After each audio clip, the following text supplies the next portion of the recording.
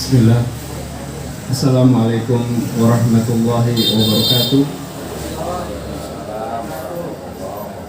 Innal hamdalillah nahmaduhu wa nasta'inuhu wa nastaghfiruh wa na'udzu billahi min shururi anfusina wa min sayyiati a'malina. May yahdihillahu fala mudilla lahu wa may yudlilhu fala hadiya lahu.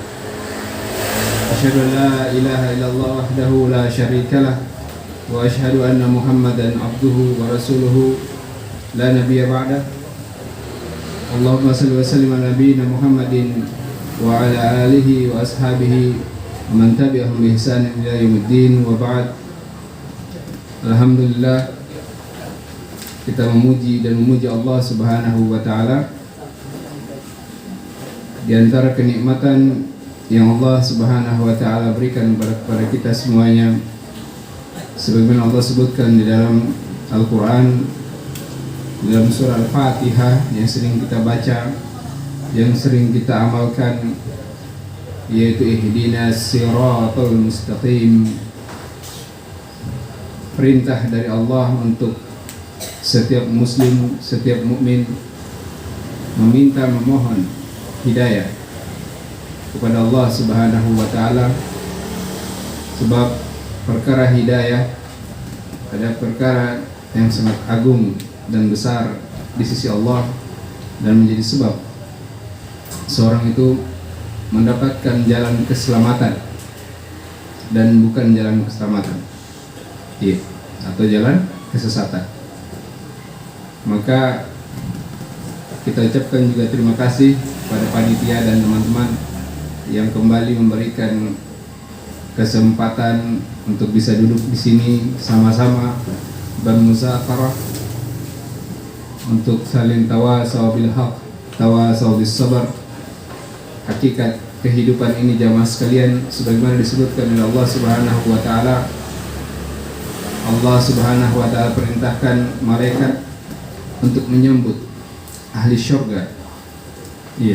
Maka kalimat yang paling pertama yang kemudian Allah abadikan di dalam Al-Quran, udkhuluha bima sabartum, masuklah kalian semuanya ke dalam syurga Allah dengan penuh keselamatan, kedamaian, kemenangan, disebabkan satu masalah, disebabkan satu ibadah yang sangat agung di sisi Allah, yaitu bima sabartum, ibadah sabar.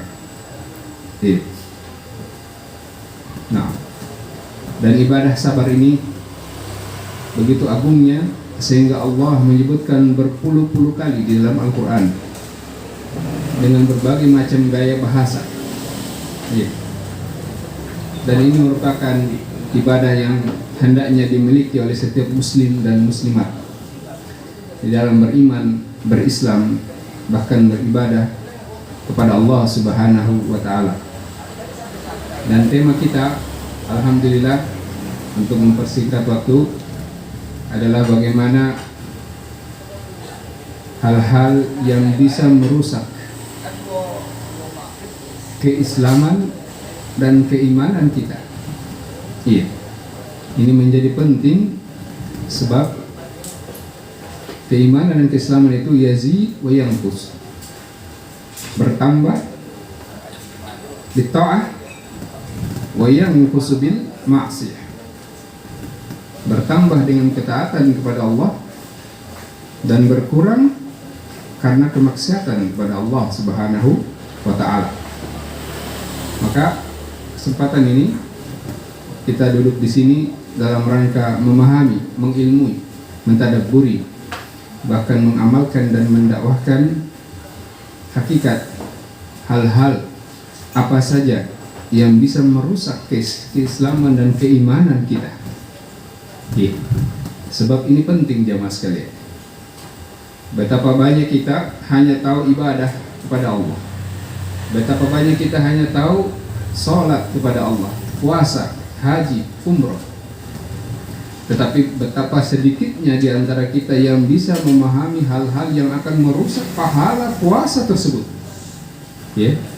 Hal-hal yang bisa menghapus pahala umrah, haji, sedekah yang kita kerjakan tersebut. Maka ini menjadi penting bagi kita jamaah sekalian agar betul-betul kita sama-sama ya, apa saja sebenarnya hal-hal yang bisa merusak keislaman, keimanan, bahkan bisa menghapus pahala ibadah kita.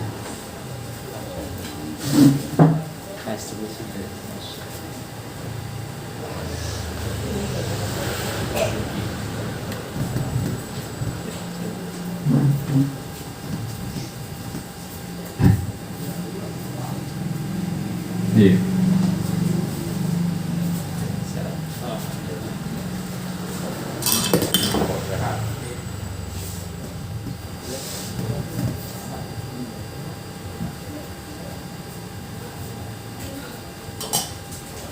Baik. Maka poin yang pertama yang disebutkan oleh pengarang kitab ini, ya, di antara perkara yang paling pertama dan utama yang merusak keislaman dan keimanan, ya, bagi seorang muslim, al-awwalu wa syirku fi ibadatillahi ta'ala. Ini masyhur ya, sudah kita sebutkan. Ya, maka yang paling pertama yang merusak keislaman dan keimanan kita di sisi Allah adalah kesyirikan. Asyirku, ya, datang dalam bentuk lil istidrak, semua jenis kesyirikan, ya, semua jenis kesyirikan, ya, syirik besar maupun syirik kecil. Fi ibadatillahi ta'ala, fi ibadah, dalam semua aspek ibadah, ya. Jadi kehidupan ibadah yang kita kerjakan seluruhnya hendaknya bebas dari segala bentuk kesyirikan yang besar maupun yang kecil. Ya. Ini kata beliau. Sebab kata beliau, siapa yang meyakini, saya terjemahkan saja karena masih ada 10 sebenarnya poin, banyak ya, 10 poin. Ya, kita sebutkan sambil kita cepat-cepat, ya, bahwa barang siapa yang memiliki keyakinan pada dirinya, nah, di antara kaum muslimin, kemudian dia tidak bisa memisahkan perkara kesyirikan dan ketauhidan antara dirinya, antara ibadahnya, keikhlasannya dengan Allah Subhanahu wa ta'ala. Nah, maka yang seperti ini hakikatnya dia telah merusak keislamannya dan keimanannya. Ya, ini poin yang pertama. Jadi kalau ada kesyirikan dalam ibadah kita, Pak, Bu, harus dipisahkan dulu. Ini ibadah betul-betul murni karena Allah. Tidak boleh ada bercampur sedikit pun dengan kesyirikan yang kecil, apalagi yang besar. Yang kecil di sini adalah riya, sum'ah, mau dipuji, didengar, dan lain sebagainya. Itu harus dipisah. Ya, tidak boleh dicampur dengan ibadah apapun itu. Dan ibadah di sini masyhur ya, saya ulangi, semua jenis ibadah, yang wajib dan yang sunnah. Jadi kalau ibadah itu datang dalam bentuk umum, artinya ibadah apa saja, yang wajib dan yang sunnah, bahkan yang di dalam hati, gitu maksudnya. Jadi ibadah di dalam hati kita yang kita sembunyikan itu harus bebas dari kesyirikan. Tidak boleh ada kesyirikan di situ, yang kecil atau yang besar. Ini beratnya di situ, Pak. Maka kalau kita mau betul-betul menjadi mukmin muslim yang betul-betul diridhai oleh Allah Subhanahu wa ta'ala, maka jaga keimanan, ketauhidan kita, keislaman kita dari segala bentuk kesyirikan yang besar dan yang kecil dalam semua aspek ibadah. Baik itu dalam keadaan dia berdiri, duduk maupun tidur. Ini lebih dalam lagi. Ada orang dalam keadaan tidur, contoh, ya, dia mau begadang, kan begitu. Apa niat begadangnya? Ya kan? Nonton bola. Maka kembali lagi kepada niat awalnya. Kalau niatnya seperti ini lalu merugikan sholat subuhnya, sholat malamnya, maka yang seperti ini berdosa. Ini makanya kadang-kadang kita menganggap tidak apa-apa ya kita begadang. Ya, memang perkara mubah. Tapi kalau perkara mubah itu merusak perkara yang wajib, salat subuh wajib tidak? Wajib. Maka dia menjadi haram hukumnya, bukan lagi makruh, haram. Apalagi kalau dia sengaja begadang betul-betul, dia lupakan salat subuhnya, ini masya Allah ya. Ini perkara yang betul-betul dilarang oleh syariat. Ini bentuk-bentuk ya, kesyirikan dalam hal niat. Jadi kita ulangi, dalam hal niat ya. Karena niat itu adalah perkara yang masuk di dalam hati, yang kemudian diniatkan untuk ibadah kepada Allah, maka itu niat ya. Jadi kalau niat kita melakukan sesuatu yang mubah lalu meninggalkan kewajiban, ini bisa menjadi dosa ya, bisa menjadi dosa. Paling kecilnya adalah makruh, dibenci oleh Allah Subhanahu wa ta'ala. Kemudian di antara perkara-perkara yang disebutkan oleh beliau, selain kesyirikan dalam hal ibadah kepada Allah Subhanahu wa ta'ala, nah ini banyak sekali ayatnya, karena kita kajiannya sebulan sekali, jadi saya singkat-singkat saja. Nah, A'udzubillahi minasyaitonir rajim. Innallaha la yaghfiru an yushraka bihi wa yaghfiru ma duna dzalika liman yasha. Saya sebutkan saja ayatnya. Dan di antara ancaman yang Allah berikan kepada kita ya, bahwasanya Allah tidak akan mengampuni dosa kesyirikan. Ya, ini dosa kesyirikan kepada Allah Subhanahu wa ta'ala itu masuk di dalamnya syirik kecil.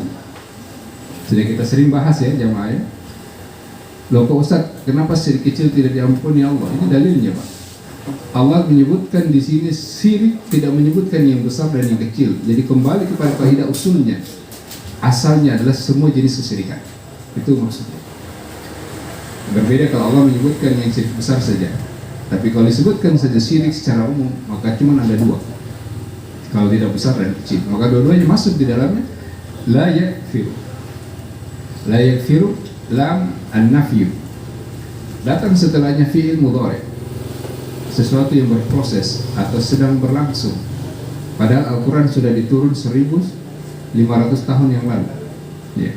Artinya kalau dalam kaidah bahasa Arab artinya tidak akan diampuni. La, tidak akan. La yakfiru, la yakfiru, tidak akan diampuni oleh Allah Subhanahu wa ta'ala. Sampai kapan? Hatta yatubu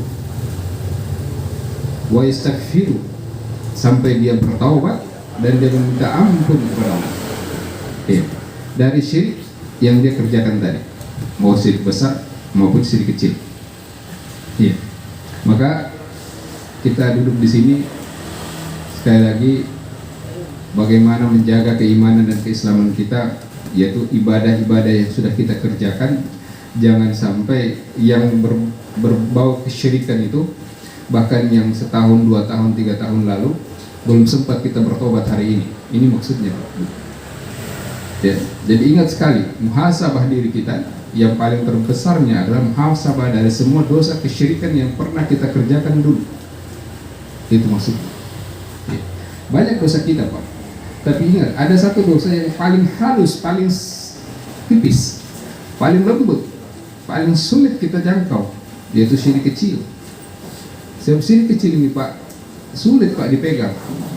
Hari ini kita bicara, lupa kita. Seminggu 2 minggu sudah kita lupa tadi. Padahal pernah kita ucapkan ucapan yang dulu adalah zikir kepada Allah, tapi karena bukan niat karena Allah, itu menjadi dosa besar. Karena syirik walaupun kecil itu adalah dosa paling terbesar Pak. Itu faedah. Maka kita kaji tauhid itu memang tidak akan bisa lepas dari 2 jenis kesyirikan ini. Maka dia disebutkan oleh Allah perkara yang betul-betul sangat agung, sangat besar untuk diketahui oleh kita semuanya, diilmui betul ini. Iya. Kemudian disebutkan Allah Subhanahu wa ta'ala, innahu may yusyrik billahi faqad haramallahu alaihi al-jannah. Jamaah sekalian, kalau ditanya apa hal-hal yang mengharamkan kita masuk surga, yang kita kerjakan sholat, puasa, berhijab, sedekah, itu hal-hal yang menghalalkan Pak. Iya kan? Pernahkah kita berpikir ada hal yang mengharamkan kita? Nah ini dia. Hari ini kita kaji itu. Kan selama ini anak istri saudara kita, ayo sholat. ayo puasa, ayo berhijab. Itu perkara yang menghalalkan Pak, dia masuk surga. Tapi apakah kita pernah ingatkan istri anak kita, saudara kita, hati-hati dengan kesyirikan ya nak, hati-hati dengan kesyirikan wahai istriku, suamiku, saudaraku, tetanggaku. Karena perkara kesyirikan adalah perkara yang mengharamkan seseorang masuk ke dalam surga. Dua ini harus diterapkan Pak, tidak bisa cuma yang halal saja. Yang kita kerjakan selama ini itu yang halal Pak, yang zikir-zikir itu, yang sholat itu, yang haji dan kurban itu halal Pak. Tapi pernahkah mereka diajarkan yang haram juga? Harus paham. Justru itu yang harus dikerjakan, diamalkan dan diilmui Pak. Sebab paling banyak orang tidak paham ini. Apa yang mengharamkan seorang masuk surga? Syirik. Jangan kita bangga ya, kita punya sholat, puasa, bertahun-tahun sudah. Ingat Pak, ada penghalangnya. Al-mawani namanya. Pembatal, penghalang kita masuk surga, yaitu kesyirikan. Makanya kenapa Allah, bahkan Nabi menyebutkan orang yang meninggal mengucapkan la ilaha illallah masuk surga. Tapi bukan sekedar di lisannya Pak, tapi di pengamalannya, mulai dari dia hidup, dia besar, sampai dia mau meninggal. Semuanya dia bertaubat dari segala bentuk kesyirikan. Itulah makna la ilaha illallah. Ya bukan sekedar diucapkan. Kalau diucapkan semua orang bisa Pak. Ya. Bahkan Abu Jahal, Abu Lahab pun bisa mengucapkan itu. Tapi tidak mau diucapkan karena dia tahu dia tidak mengamalkan ketauhidan di Allah. Ini perkara yang penting Pak. Nah ini disebutkan dalam surah Al-Ma'idah.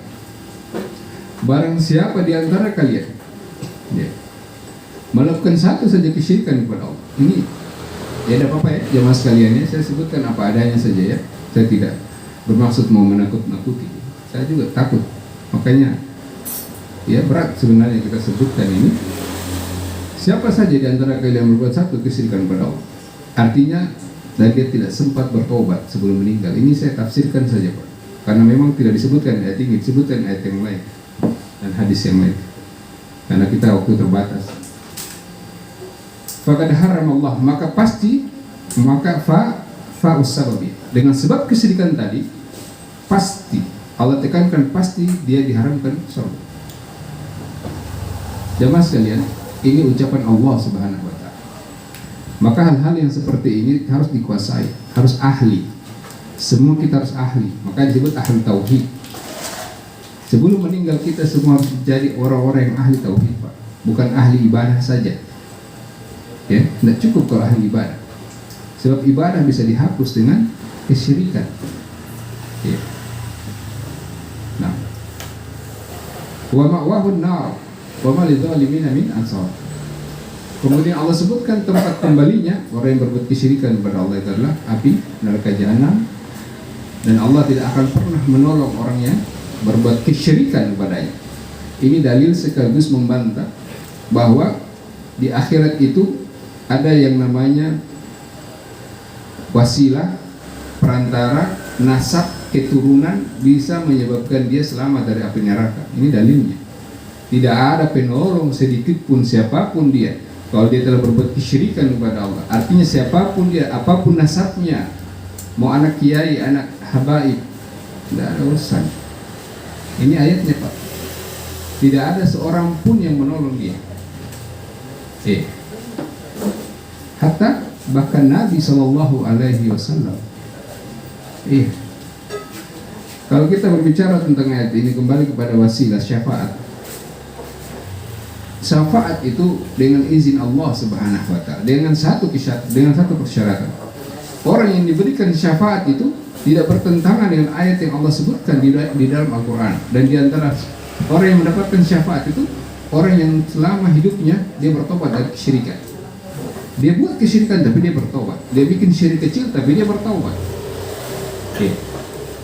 Jangan lupa Pak, kan selama ini kita istighfar kalau kita ambil mangganya orang, kita ambil haknya orang, gajinya orang kita tahan, kita ucapkan ucapan kasar, kita minta maaf, bertobat. Tapi padahal Pak sama Ibu, ini ada satu istighfar yang paling agung sebenarnya yang kita kadang-kadang lupa, mengalahkan istighfar kepada yang lain, yaitu dosa kesyirikan kita.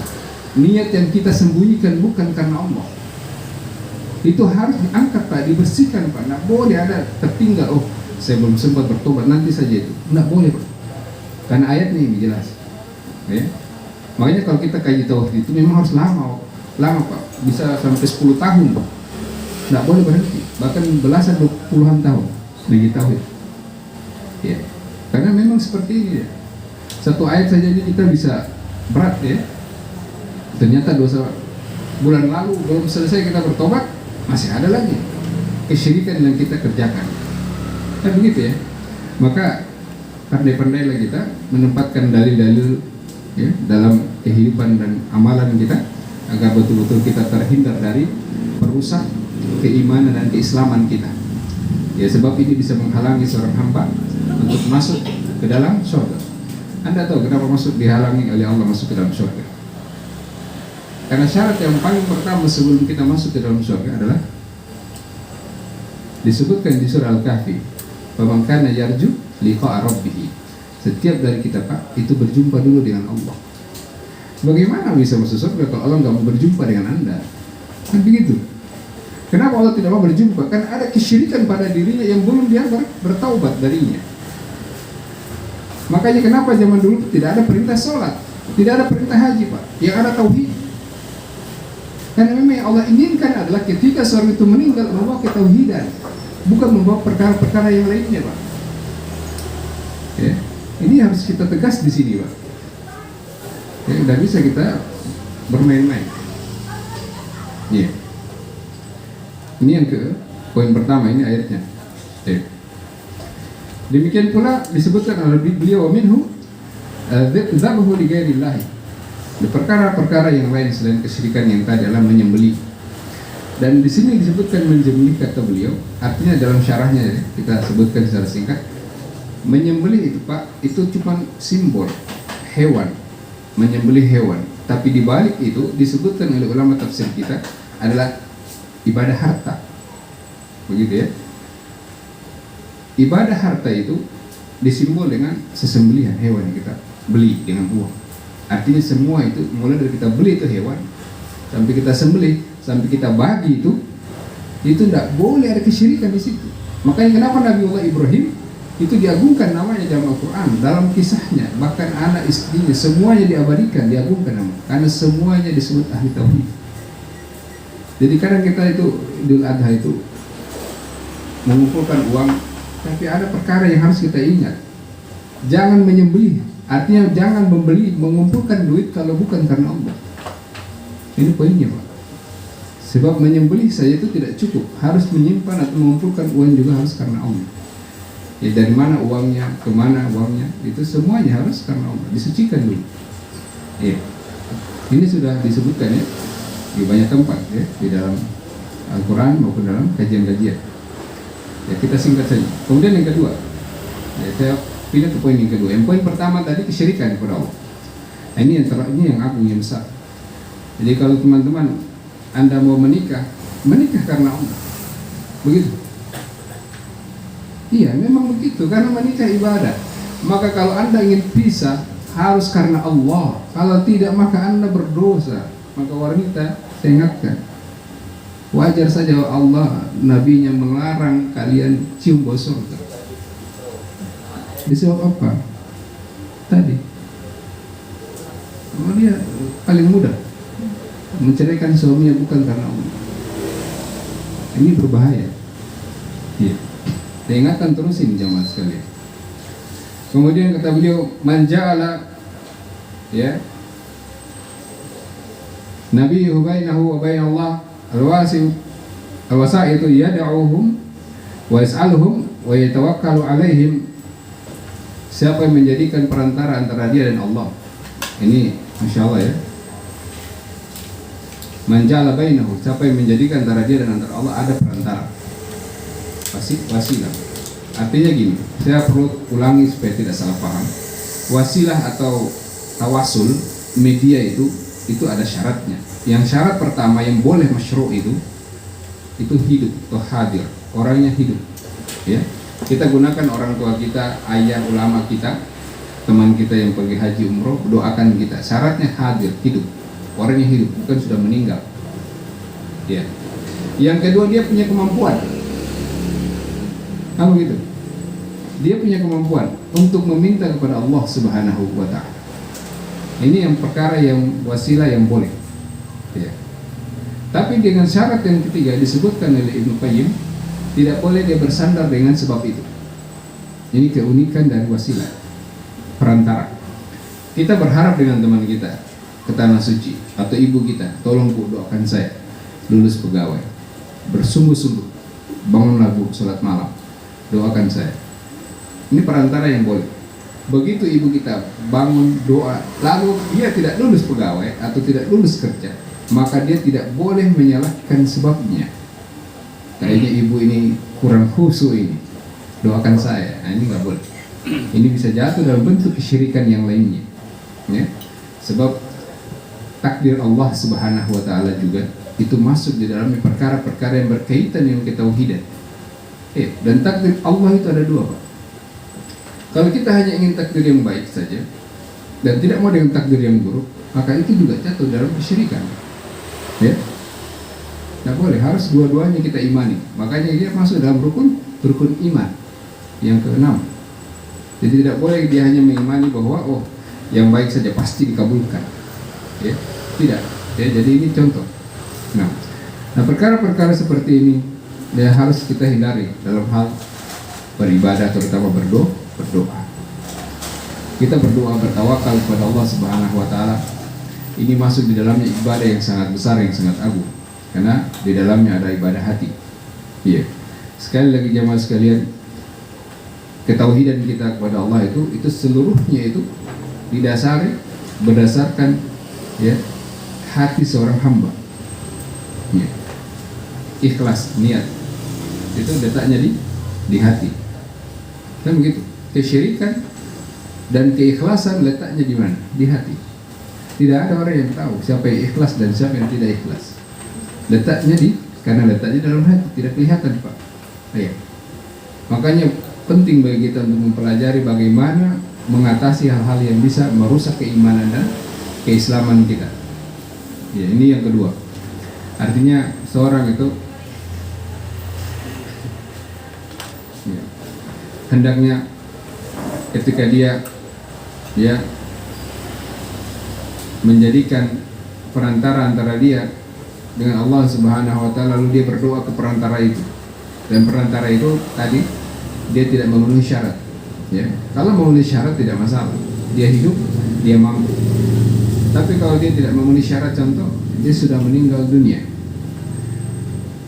Ya. Bagaimana caranya orang yang sudah meninggal dunia mampu mendengar doa yang kita sampaikan? Ada yang bisa buktikan? Ada yang bisa punya dalil bahwa orang yang meninggal dunia itu bisa mengkabulkan doa saya? Bayangkan satu orang, lalu kalau 100 orang, lalu kalau 1000 orang, lalu kapan dia dihisap oleh malaikat? Coba kita logika sederhana. Lalu itu kan aneh ya. Makanya ketauhidan itu jamaah tidak boleh dengan perasaan, dia harus dengan dalil. Ya. Lalu kalau orang didatangi, dia sibuk mendengarkan doa kita, ya. Lalu bayangkan 1000 orang yang meminta kepada dia. Lalu bagaimana caranya dia meminta kepada Allah? Coba bisa jawab. Tanya orang yang datang ke kuburan. Makanya disebut jahlun. Tidak boleh, Pak. Orang yang meminta-minta hal-hal yang sesuatu yang tidak punya kemampuan kepada Allah Subhanahu wa taala, sungguh dia telah jatuh ke dalam dosa yang besar. Sebab dia telah menganggap bahwa orang itu punya kemampuan. Ya, dia menganggap orang itu punya kemampuan. Bahkan dia menganggap di kitab yang lain orang itu punya kedudukan yang spesial di sisi Allah. Kan begitu. Dari mana dia tahu? Pernah dia lihat di akhirat? Kan tidak pernah. Nah, makanya seperti ini tidak boleh dia jadikan sebagai keyakinan bahwa ini Masya Allah ini Syekh ini, Fulan ini luar biasa ya. Ini punya kedudukan yang mulia di sisi Allah ya. Dari mana dia tahu? Ada dalil atau ayat yang menjelaskan itu? Hadis. Bahkan sekelas sahabat saja yang sudah dijamin surga, punya kedudukan mulia di sisi Allah, tidak boleh kita meminta kepada mereka. Seperti Abu Bakar ya, radhiyallahu ta'ala, Umar bin Khattab, Ali, Utsman bin Affan. Ayo, coba. Siapa yang tidak mengenal 4 Khulafaur Rasyidin? Punya kedudukan yang mulia di sisi Allah, tapi kedudukan mereka tidak membenarkan bahwa mereka, kita datang ke mereka, wahai Abu Bakar, sampaikan kepada Allah. Tidak boleh. Ya. Karena kenapa? Karena Masya Allah ya, banyak ayat dan hadis yang menjelaskan tentang itu. Ya, perkara-perkara itu perkara yang memang tidak boleh dikerjakan oleh seorang hamba. Nah, ini perkara tawakal, doa kepada sesuatu yang dia bergantung dengannya. Apalagi kedudukannya rendah di bawahnya ya. Ini kita ulang-ulangi ya, tidak apa-apa. Yang tinggi kedudukannya saja nggak boleh kita meminta kepada mereka yang sudah meninggal. Yang tinggi, siapa itu? Sahabat Nabi. Jangankan sahabat Nabi, di atasnya lagi Nabi. Ya. Bahkan di atasnya lagi malaikat, kan begitu. Tidak boleh. Ya. Nah, apalagi di bawahnya derajatnya. Ini perkara yang harus kita luruskan. Nah, itulah kajian tauhid. Ya. Kemudian yang ketiga, ini saya singkat saja. Yang ketiga adalah barang siapa yang tidak mengkufuri, mengingkari kesyirikan orang-orang yang berbuat kesyirikan, au syakka fi kufrihim, atau dia ragu dengan kekufuran mereka, atau dia membenarkan keyakinan mereka. Ini ya, ada orang yang non muslim, jelas ya kekufurannya, kekafirannya. Dia tidak mau mengatakan, jangan bilanglah dia orang kafir, nggak boleh. Lalu kalau nggak orang kafir, orang apa? Allah sebutkan begitu dalam Al-Quran ya? Kan begitu ya. Nah, ini jangan sampai kita bermain-main toleransi, tapi kita lupa ada akidah yang tidak bisa kita bermain-main sih. Ya, contoh seperti tadi ya, kalau betul-betul dia memang non-muslim, ya maka harus yakin dengan kekafirannya, tidak boleh ragu, tidak boleh ragu. Iya. Keempat, saya lompat saja. Barang siapa yang meyakini bahwasanya ada petunjuk selain petunjuk Nabi SAW, akmala min hadihi, atau ada yang lebih sempurna dari petunjuk Nabi SAW, atau ada hukum syariat yang dibawa. Hukum itu syariat ya, karena kalau kita bilang hukum saja nanti orang takut. Tapi syariat yang dibawa oleh Nabi SAW itu masih ada lagi syariat yang lebih baik daripada syariatnya Nabi. Iya. Ini sering kita jumpai. Ini di dalam rumah tangga kita, di dalam keluarga kita, tetangga ya, masyarakat kita ini yang paling banyak terjadi. Kalau kita sampaikan bahwa Nabi menjelaskan hukumnya seperti ini, tapi di antara kawan kita, saudara kita itu dengan mudah mengatakan tidak apa-apa, ini kan modern, ini zaman demokrasi dan lain sebagainya. Maka ya kita hati-hati ya. Kalau kita menggunakan bahwa ada hukum di situ atau syariat di situ, kalau kita sebutkan ada syariat yang lain ya, yang lebih baik daripada syariatnya Nabi SAW, maka bisa merusak keislaman dan keimanan kita. Bahkan tidak segan-segan, bahkan bisa menghapus pahala kita. Iya. Kalau kita diiringi keyakinan. Ini penting ya jemaah. Jadi kalau Anda bisa dipaksa meyakini ada lagi yang lebih baik syariatnya, maka ingat poin yang keempat, tidak boleh ada keyakinan di situ. Ya Allah, aku bertobat ya Allah. Ini terpaksa saja karena pimpinan, kepala kantor, kepala dinas yang suruh. Ya, ini contoh ya. Jadi Anda harus mengingkari karena keterpaksaan.